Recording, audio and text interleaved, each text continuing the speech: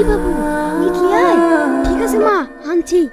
এই বাবু বালিশটা টেনে মাথা ধরে একটু ধুয়ে দে। এই কি দেখছি, তাড়াতাড়ি দে। মা নাম্বার তুলে দেবো না, করে দেবো। যেদিকে খুশি সেদিকে দে তো, আমার হাত লেগে গেল। কি ব্যাপার, মাথায় এত লাগছে কেন? আমার মাথা ইট করেনি, টাকার বালিশ চুরি করেছি। এখন কি করেছে? আমি মারধর করছি। আর পুলিশ নি ভাই, বাড়িতে টাকা তুই শান্তি নাই। এখানে টাকা তুই বিলাতি কুকুরের মতো কুকুর করে খুঁজে বের করলে, তাহলে মারবো না তো আদর করবো নাকি? এমন একটা পদ্ধতি পেয়েছি, জানতে পারবে সবাই টাকা আছে, কিন্তু কেউ নিতে পারবে না। এইটা আবার কিভাবে হয় রে? সিম্পল ব্যাপার, একটা ফোন পে কর, তাহলে কেউ টাকা চুরি করতে পারবে না। তাই নাকি?